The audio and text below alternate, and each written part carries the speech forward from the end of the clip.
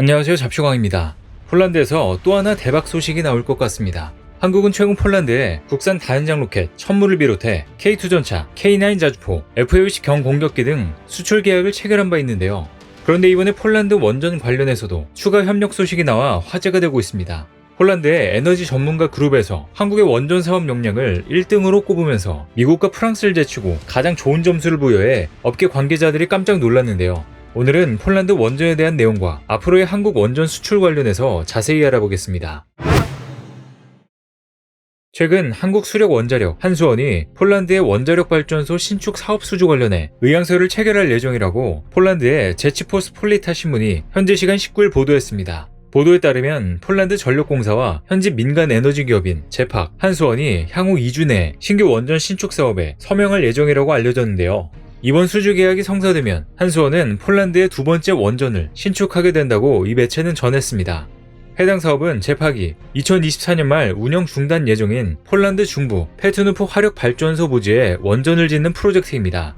사업 규모는 최소 원전 2기, 사업비는 약 10조 원 규모에 달할 것으로 관측되고 있는데요. LOI 서명은 협상 초기 단계지만 업계에선 사실상 한국이 원전 건설 사업에 참여할 가능성이 높다고 보고 있습니다. 해당 지역은 폴란드 정부가 고려 중인 원전 부지 중 한 곳인데요. 이 보도와 관련해서 이창양 산업통상자원부 장관은 21일 산업부 국정감사에서 국가 간 진행 중인 사안이라 말씀드리기 곤란하다면서도 폴란드 원전 사업에 참여하면 상당한 쾌거고 유럽 진출의 교두보가 되며 APR 1400 원전의 다른 지역 수출에 도움이 될 것이라고 기대한다고 밝혔습니다.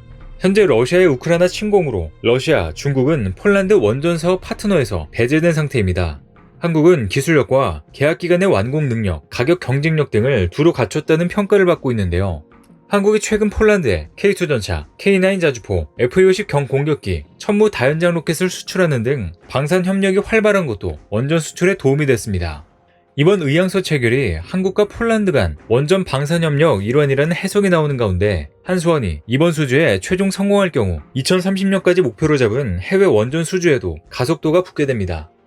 한수원은 4월 루비아토보, 코팔리노 일대에도 6에서 9기가와트 규모의 원전 6기 건설 사업에 참여하기로 하고 사업 제안서를 제출한 바 있습니다.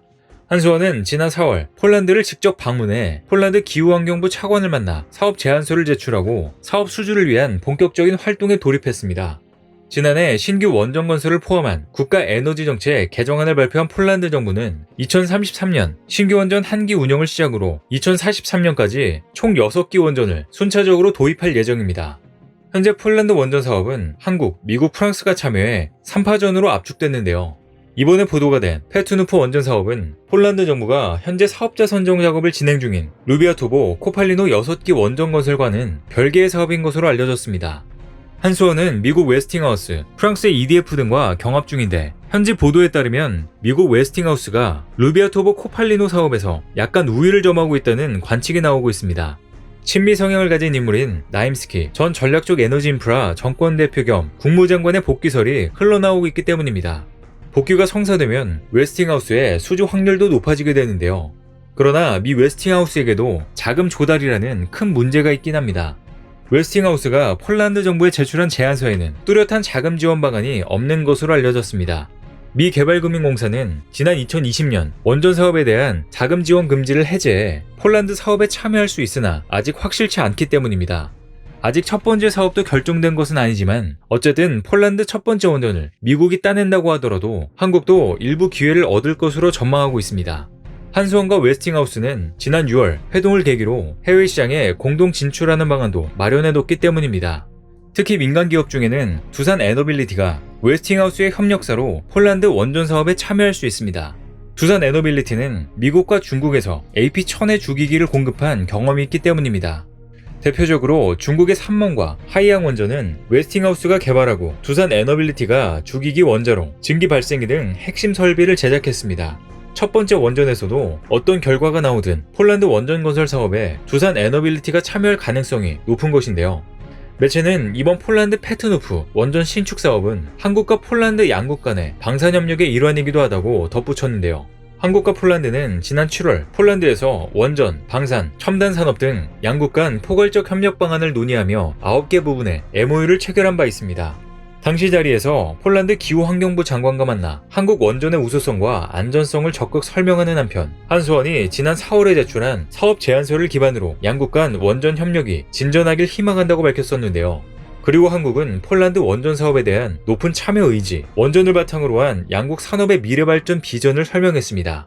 또 바라카 원전에서 최고의 안전성과 기술력을 검증한 한국이 폴란드의 원전 건설에 최고의 파트너가 될 수 있음을 다시 한번 강조했습니다. 한국의 원전 사업 역량은 폴란드 내 전문기관에서도 인정해주고 있는데요. 한국수력원자력이 폴란드 에너지 전문 포털이 수행한 원전 사업 역량 평가에서 1등을 차지했기 때문입니다. 자금 조달과 적기 준공 능력이 높은 평가를 받은 것인데요. 에너지 전문 매체 와이소키 나피에치에 따르면 한수원은 지난 15일 폴란드 신규 원전 사업 후보자 평가에서 총점 11점으로 1등을 차지했습니다.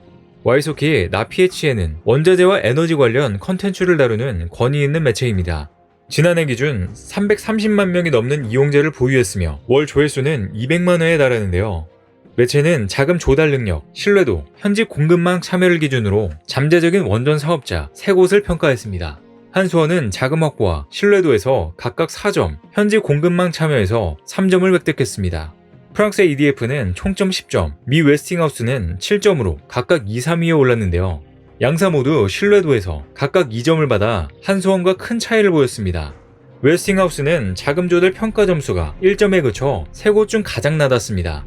특히 매체는 한수원의 기술력에 높은 점수를 뒀는데요. 한수원은 웨스팅하우스나 EDF와 달리 중단 없이 꾸준히 원전을 건설해왔기 때문입니다. 대표적인 성공 사례가 UAE 바라카 원전입니다. 한수원은 총 4기 중 1, 2호기를 가동 중이며 최근 3호기가 최초 임기에 도달했습니다. 여기서 임계란, 원자로 내에서 핵분열 반응이 일정하게 유지되는 상태로 최초의 원자로의 안정적인 가동이 시작되는데 중요한 의미가 있는 것인데요.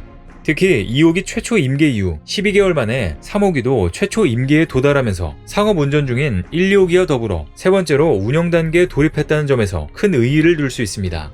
즉 한국은 바라카 원전을 통해 글로벌 원전 시장에서 가장 성공적인 신규 원전 도입 사례로 그 입지를 공고히 했으며 이를 계기로 한국의 후속 원전 수출에 긍정적인 영향을 줄 것으로 기대하고 있습니다. 그리고 한국은 원전 생태계도 잘 구축되어 있습니다. 한전 원자력 연료는 연료를 공급하고 두산 에너빌리티는 주요 기재재를 생산해 전 세계에 제공하고 있습니다. 그리고 한수원이 사업을 수주할 경우 자금 조달도 순항할 전망인데요.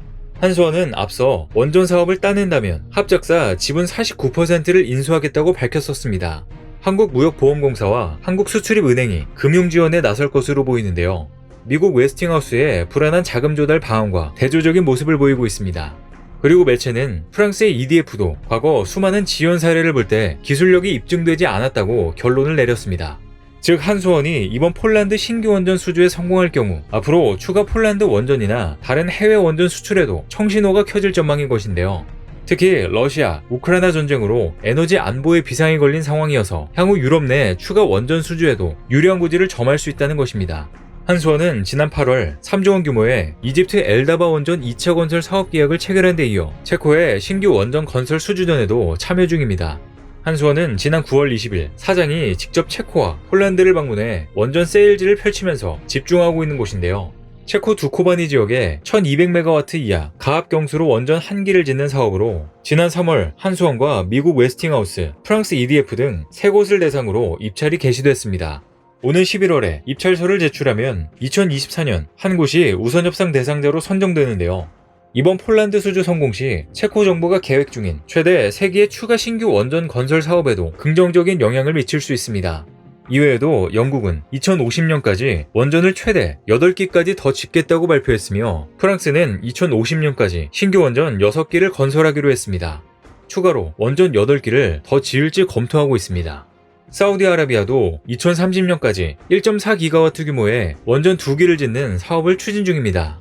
지난 5월 한국, 프랑스, 중국, 러시아를 대상으로 사업 참여를 위한 입찰 제안서 제출을 요구했습니다.